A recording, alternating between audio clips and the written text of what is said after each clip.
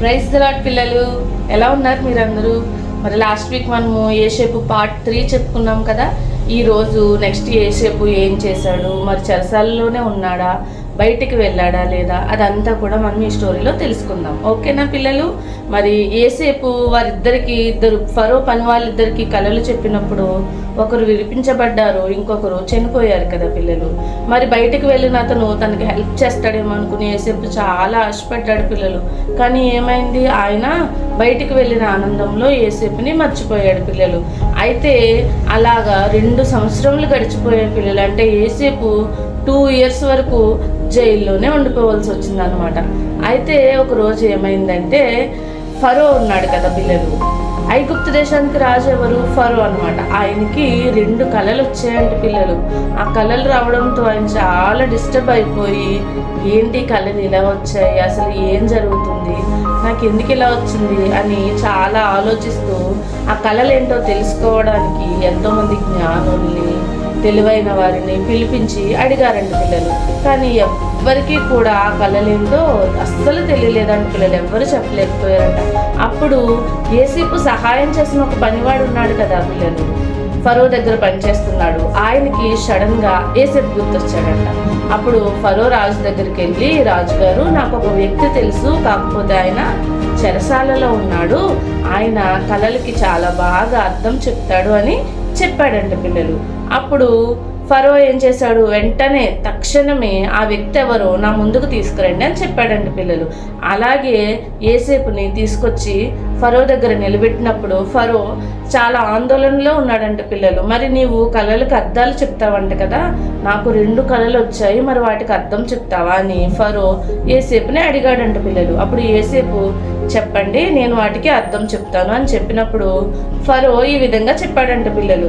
First కళ ఏంటంటే, 7 బాగా పుష్టిగా బలిసిన ఆవులు ఉన్నాయి, మంచిగా చాలా బలంగా ఉన్న ఆవులు ఉన్నాయి. వాటిని ఏం చేశాయంటే, సన్నగా అసలు అనారోగ్యంగా ఉన్న ఆవులు వచ్చి వాటిని తినేసాయి అని చెప్పాడంట పిల్లలు. రెండవ కళ ఏంటంటే, పనలు, అంటే మనం చేలో పంటలు పండుతాయి కదా పిల్లలు, ఆ పనలు ఏంటంటే 7 పనలేమో బాగా ఆరోగ్యంగా బలంగా లావుగా ఉన్నాయంట పిల్లలు. వాటిని ఏం చేశాయంటే, సన్నగా పాడైపోయిన పనులు వచ్చి తినేసాయంట పిల్లలు.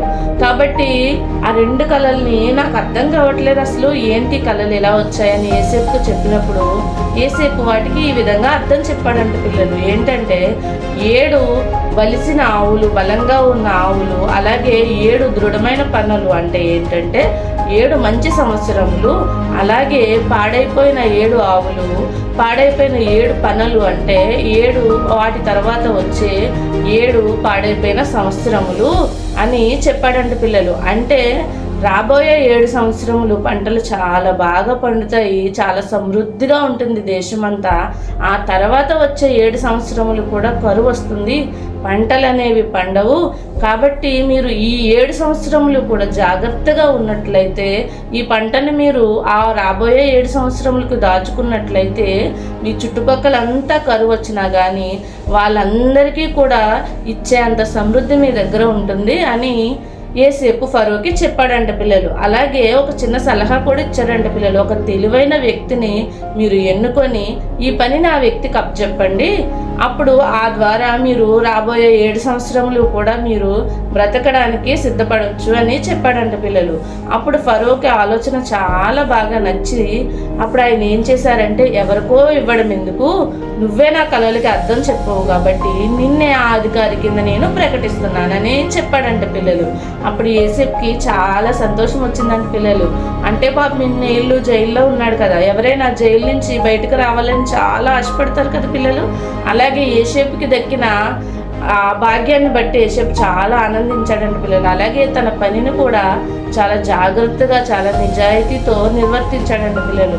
ఆ 7 సంవత్సరములు కూడా పండిన పంటను అంతటిని సేకరించి రాబోయే 7 సంవత్సరములకు కూడా వారు సమకూర్చుకున్నారంట పిల్లలు.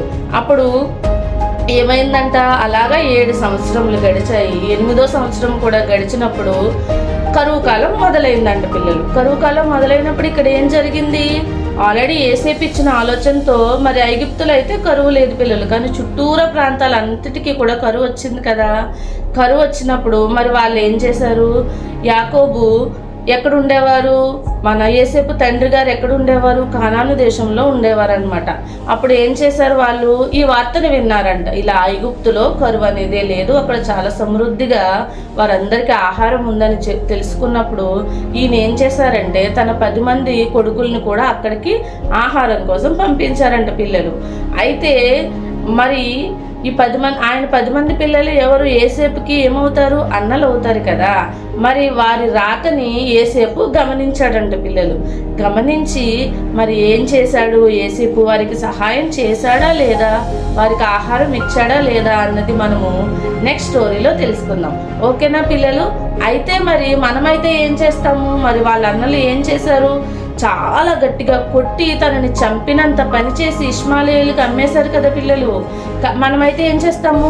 వాడు నన్ను ఇలా చేశాడు అని చాలా పగ పెంచేసుకుని ఇప్పుడు మన టర్న్ వచ్చింది కాబట్టి మనం వాడి మీద పగ తీర్చుకుందాం అనుకుంటాం కదా పిల్లలు. మరి యేసేపు ఏం చేశాడు? వాళ్ళ అన్నల మీద పగ తీర్చుకున్నాడా, లేదంటే వాళ్ళ అన్నలకి సహాయం చేశాడా? అది నెక్స్ట్ స్టోరీలో చూద్దాం పిల్లలు. కాకపోతే ఇక్కడ వాళ్ళ అన్నల్ని చూసిన యేసేపుకి చాలా సంతోషం వేసిందంట పిల్లలు. అలాగే వాళ్ళ అన్నలు చూశారంట కానీ యేసేపుని గుర్తుపట్టలేదంట. ఎందుకు? తను 17 సంవత్సరాలప్పుడు ఏం చేశారు? ఇష్మాయేలుకి అమ్మేశారు కదా. తర్వాత పొతీఫర్ ఇంట్లో పెద్దవాడయ్యాడు. తర్వాత మళ్ళీ ఏం చేశాడు? మన చెరసాలలో పడ్డాడు. తర్వాత అక్కడే 2 సంవత్సరాలు గడిపాడు, పెద్దవాడైపోతాడు కదా. కాబట్టి వాళ్ళెవ్వరూ కూడా యేసేపుని గుర్తుపట్టలేదంట. అలాగే యేసేపు వస్త్రధారణ కూడా ఐగుప్తీయుల మాదిరిగా మారిపోయిందంట పిల్లలు. కాబట్టి వాళ్ళెవ్వరూ యేసేపుని గుర్తుపట్టలేకపోయారంట. అలాగే యేసేపు వారిని చూడగానే ఒక కళ గుర్తొచ్చిందంట. ఏంటా కళ? మీరు ఆల్రెడీ పార్ట్ 1లో తెలుస్తుంది మీకు ఆ కళ. ఏంటది? 7 పన్నలు యేసేపు అనే పన్నకి నమస్కారం చేశారు కదా పిల్లలు. ఆ కళని గుర్తు తెచ్చుకుని యేసేపు అనుకున్నాడంట, దేవుడు నన్ను దీనికోసమే ఈ దేశానికి రప్పించి ఉంటాడు అని చెప్పి దేవునికి వందనాలు చెల్లించాడంట పిల్లలు. ఇక్కడ మీరు యేసేపుని చూసి ఏం నేర్చుకుంటున్నారు? ప్రతి స్టోరీలో కూడా మనం యేసేపు నుంచి ఏదో ఒక మంచి బుద్ధి అనేది మనకు వస్తుంది కదా పిల్లలు. మనకు ఒక మంచి జ్ఞానాన్ని మనం తెలుసుకోగలుగుతున్నాం. ఎలాగా? ఇక్కడ యేసేపు ఎన్నో కష్టాలు పడ్డాడు, వాళ్ళ అన్నల ద్వారా దెబ్బలు తిన్నాడు, పొతీఫర్ ఇంట్లో పని చేశాడు. మరి పొతీఫర్ భార్య చెడ్డ పని చేయమని చెప్పినప్పుడు తను చేయనని నిజాయితీగా నిలబడి జైలుకు కూడా వెళ్ళాడు. జైల్లో ఖైదీలకు సహాయం చేశాడు. మరి ఆ ఖైదీ తనకి సహాయం చేయలేదని తెలిసినప్పుడు తను ఎక్కడ నిరుత్సాహపడలేదు పిల్లలు. దేవుని కార్యం కొరకు ఎదురు చూశాడు. 2 సంవత్సరాల పాటు ఎదురు చూసినప్పుడు దేవుడు తన జీవితంలో అద్భుత కార్యాన్ని చేశాడు పిల్లలు. ఏం చేశాడు? ఒక పనివాడుగా ఉండే యేసేపుని తీసుకెళ్ళి ఏం చేశాడు పిల్లలు? ఫరో తర్వాత ఐగుప్తు దేశం అంతటికీ కూడా 2వ అధికారి కింద, అంటే ఫరో రాజుగా అందరికీ తెలుసు ఎలాగో, అలాగే యేసేపు కూడా అక్కడ బాగా ఫేమస్ అయ్యాడంటే పిల్లలు. అంత గొప్ప అధికారంలో దేవుడు యేసేపుని పెట్టాడు. ఎందుకు పెట్టాడు? దేవుడు తన నిజాయితీని గమనించాడు పిల్లలు. దేవునిలో తను నిరీక్షించాడు. దేవుణ్ణి అడిగాడు, దేవా ఈ శ్రమల నుండి నన్ను తప్పించు అని అడిగాడు తప్ప తను ఎప్పుడూ కూడా తప్పు అనేది చేయలేదు పిల్లలు. మనము కూడా ఎటువంటి సిచ్యువేషన్ వచ్చినా కానీ మనము ఎటువంటి తప్పు చేయకుండా నిజాయితీగా దేవుని మీద ఆధారపడి నిలబడినప్పుడు దేవుడు మన జీవితాల్లో కూడా అద్భుత కార్యాలు చేస్తాడు పిల్లలు. ఇలా మనం యేసేపును చూసి ఎన్నో మంచి కార్యాలు మనము తెలుసుకోవాలన్నమాట. మరి నెక్స్ట్ వీడియోలో మనం ఇంకా నెక్స్ట్ యేసేపు ఏం చేశాడు, వాళ్ళ అన్నలకి ఎలా సహాయం చేశాడు అదంతా కూడా తెలుసుకుందాం. ఓకేనా పిల్లలు? మరి మీకు ఈ వీడియో నచ్చితే మీ ఫ్రెండ్స్ అందరికీ షేర్ చేయండి, లైక్ చేయండి, సబ్స్క్రైబ్ కూడా చేయండి పిల్లలు. Praise the lord.